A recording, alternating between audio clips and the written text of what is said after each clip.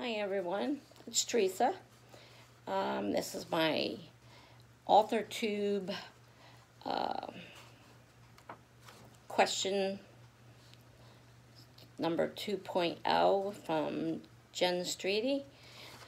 I thought I would give this a try. I'm not sure about some of these answers. New to this whole thing, so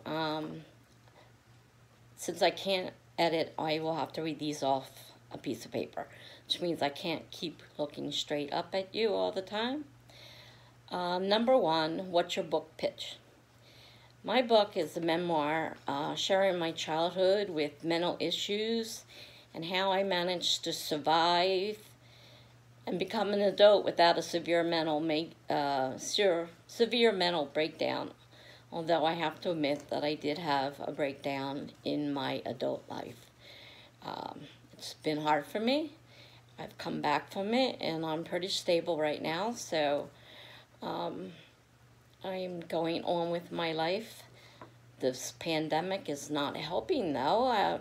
It's making my anxiety super, super bad. Okay, number two, if you were a book, how would you pitch yourself? Well, Teresa May is the 63-year-old writer who, after a 30-year hiatus, finally started to write short stories, flax fiction, poetry, and more recently, books. And I'm writing mainly my memoirs right now. I have a couple suspense books started that I really didn't get into any further. But I have done quite a bit of work on my memoirs. And I finished one section, which is the 4 years as a military wife, and that one, which is called Government Property, a Memoir of a Military Wife, is actually published on my blog for the first 6 chapters anyhow. If you go to my blog, www.tessacandoit.com, go to the top of the page, click on the story name, you'll find the first 6 chapters. I'm still editing, and I'm self-editing, so I didn't have professional editing or help with these. These are done mainly with what critique I got from my writing group, basically. So that's how I would pitch myself at this point. What do you usually write? Well, right now it's memoir and suspense. What would you never write? I'm not into sci-fi, fantasy, westerns, or historical novels. I don't mind watching sci-fi. Not interested in writing it, and I am definitely not a fantasy person. You won't catch me reading fantasy novels. What is your goal for starting an AuthorTube channel? To grow as a writer and to help others while doing it, and to be part of a community.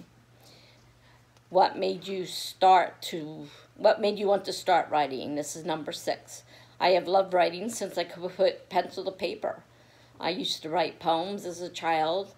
When I was in high school, I belonged to a creative writing class, and I wrote many short stories, one of which I tried sending to a magazine and was rejected, which caused that 30-year hiatus in my writing because it really hit me hard. What is your personal publishing path? I am self-publishing on my blog. I write for fun. I am not writing as a career, and I want other people to be able to enjoy it. So as time goes on, more and more of it will be on my blog, and I have heard something about Wattpad, and I might check that out. Number 8, what kind of AuthorTube content are you bringing to the table? Well, I would like to be able to help others with tips on writing. I'm still trying to find a unique way of presenting this help. I know so much of it has been done that it would seem more like a repeat of what everybody else has already done. But there are a lot of repeats out there if you look. I've been following AuthorTube as a follower, just listening to the videos, and I know that the same topics come up quite often. It's just the take of the the person that's doing the video. What's your biggest writing struggle? Number 9. Consistency and sticking to a writing schedule. I don't follow a schedule at this point, and I write when the spirit moves me. Doesn't move me often sometimes, though I am participating in NaNoWriMo, and I have met my goal for the month already. Number 10, what is your best writing skill? Well, according to my writing group, I make the reader feel as if they are there and bringing them into the story, especially if I'm reading it out loud. Number 11, what is your number 1 AuthorTube newbie tip? As a newbie, not sure I can answer this. I would think being personable on yourself would be a good tip. Being helpful and respectful of others, I think that's necessary. Number 12, if you're a true newbie to AuthorTube, what do you want advice for your channel? How to come up with unique content and to make buddies to connect to. I'm not quite sure how to go about doing that. And like I said, I know most topics have been done over and over. So finding a unique way to present them is a goal of mine. Number 13, are you looking for any new AuthorTube buddies, partners, beta readers, critique partners, or just new channels?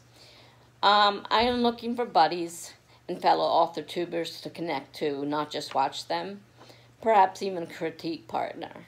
I follow many AuthorTubers at this point, and have for the last 2 years. So I have several that I'm very partial to and never miss a video they put out. Number 14, what are you most excited about for this new fresh era of AuthorTuber? I'd like to see the community grow and new ideas being presented. Like we said, we talk about uniqueness. Same old stuff is being presented, and trying to find a unique way to present that should be a priority. So anyhow, there's the questions. They came from Jenna Streety. They're the 2.0 questions, not the original ones. I don't know if I needed to be asked to do these questions, or if I need to be asked to join or invited to join AuthorTube, but that is what I am looking to do. I will continue to try and come up with some unique videos for information that can help other people. Being new, not to writing, but it's been a long time really since I had any real teachings on writing.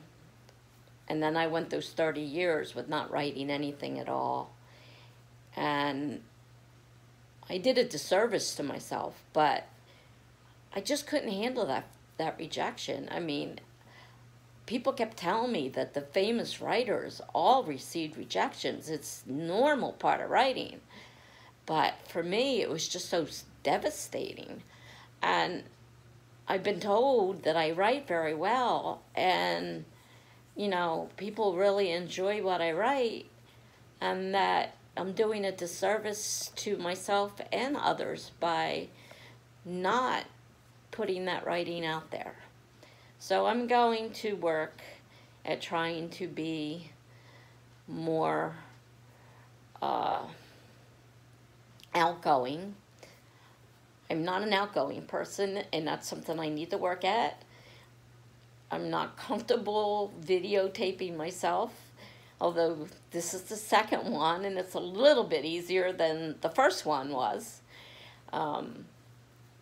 But not being able to edit my work leaves me with a lot of mistakes, things I would like to cut out, not being able to add things to the screen like others do.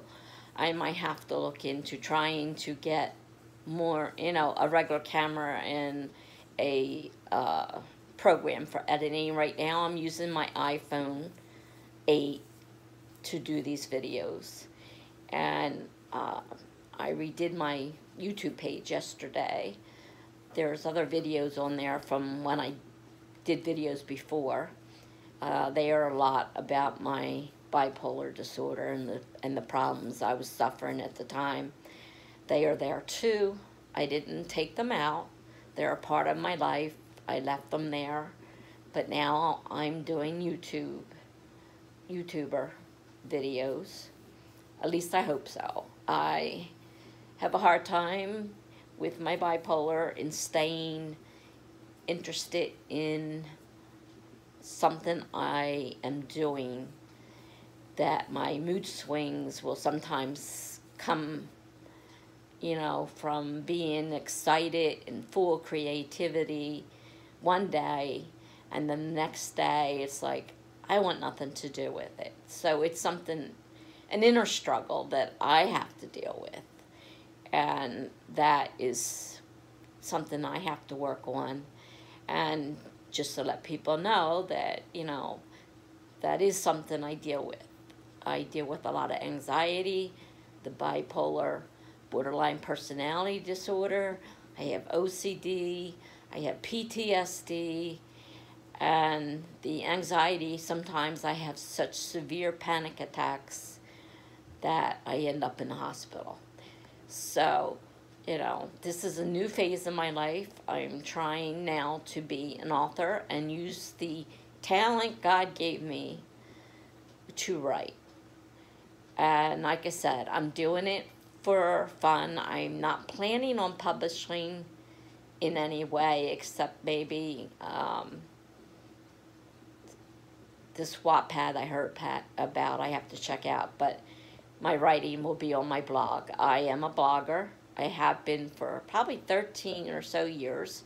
And I started my blog with when I first started writing stories again. When I first finally got that urge to write. And like I said, it was hard. I created the blog. I put my story on it, and then I sat there. And it's like, I can't hit publish because I was just so afraid of failure, of rejection. And I thought, I don't think I can take rejection again. And I thought, you've got to get over this. So I went ahead and I hit publish. And almost immediately, I had people reading it. I mean, I was shocked, and they were liking it. And so I became more confident. And I started writing stories, sometimes more than one a day. I posted most days. I posted sometimes more than once a day. I did take a lot off because I was using prompts, and some of those stories were a little strange. And some of the poems I wrote, I just wasn't happy with at a later time in my life, and I took them off too.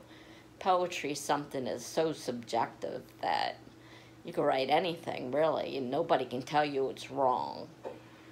But you yourself can read something and say, no, that's not right.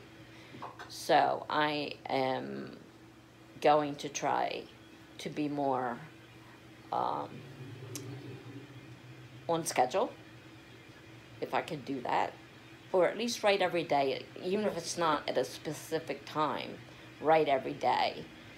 And like I said, I already finished my Nano. I wrote over 20,000 words. I'm still writing, so, you know, there could be more by the end of the month. But I have one NaNoWriMo. I've got my goal. Okay, dear friend. Okay, something just happened over there. I gotta go. I'll try to write I'll do another video as soon as possible. Goodbye and have a blessed day.